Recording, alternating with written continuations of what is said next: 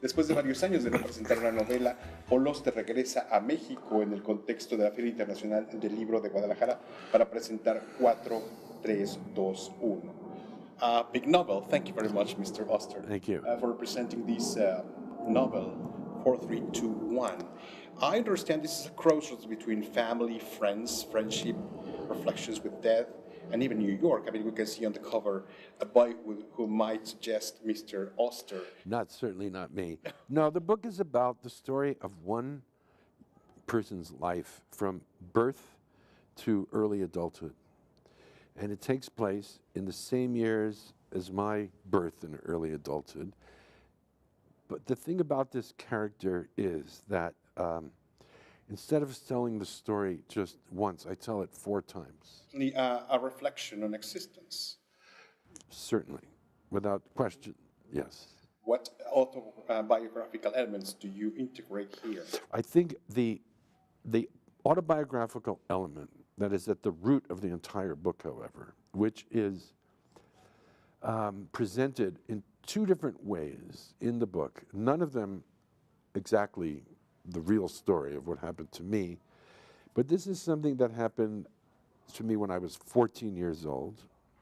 I've written about it before in a series of little stories called Why Write, which is part of a book called The Red Notebook. And this is the story of how, when I was 14, I was sent to a summer camp in New York State. And 20 boys and 2 of the counselors went off on a hike in the woods. We got caught in a very big storm, electric storm.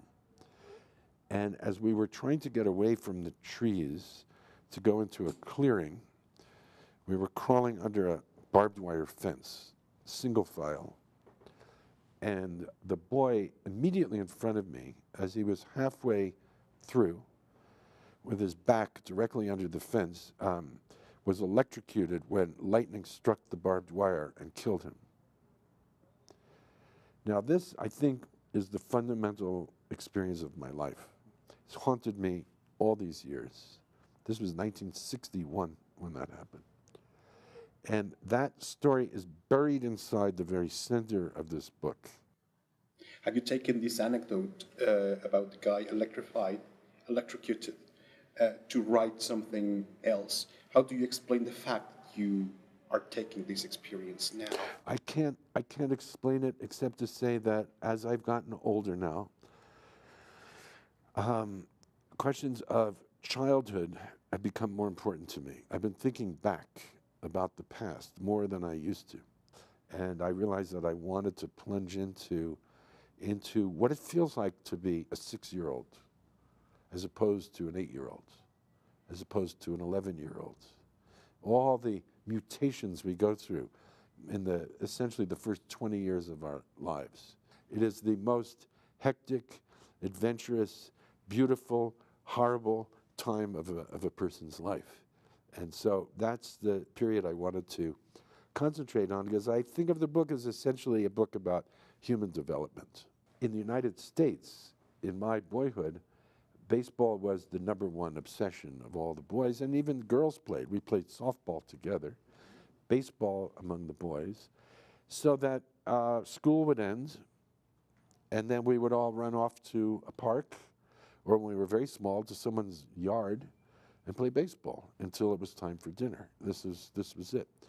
And it was a different world with no supervision from parents. And we had our own rules. We had our own disputes. We would settle them among ourselves. And I look upon those early years of my life as a kind of golden period of being free and enjoying the companionship, the comradeship of these other boys playing the game, everyone playing hard and enjoying it. And but kids don't play baseball in America that way anymore. It's gone. It's finished. You also witnessed a change of a very different America. America has changed a lot, I believe, from your childhood and the post-war. years. And now it's totally different America, an America that conceives itself in a very different way, that writes itself in a very different way. What changes do you notice in the way America has changed, in the way the world has changed, because we have to talk about globalization somehow? Well, I think what I would rather talk about is how America has not changed. And I think having lived inside this novel, which most of which takes place 50 years ago, but of course, while I was living in that past, I was living also in the present, how similar these two eras are and how divided America is, again, in similar kinds of ways, and how racism remains a deep drumbeat in the culture, and we can never, ever get rid of it because we're not willing as a culture to have the big open conversation about it.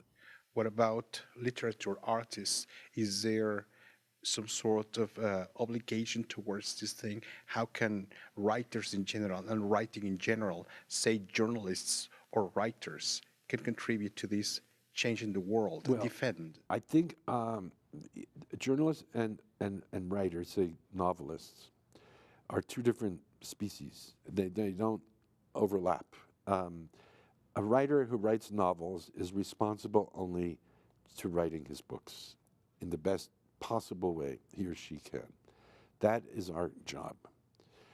The job of a journalist is of utmost importance when we're talking about the here and now, the everyday world that we live in. And I feel that we need good journalists now more than ever.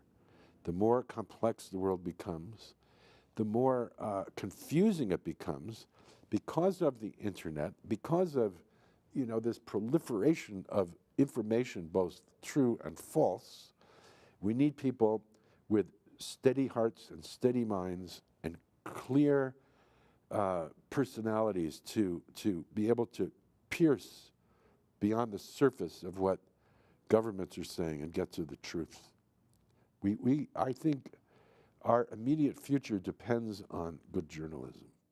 Thank you very much for this beautiful interview, Mr. Auster.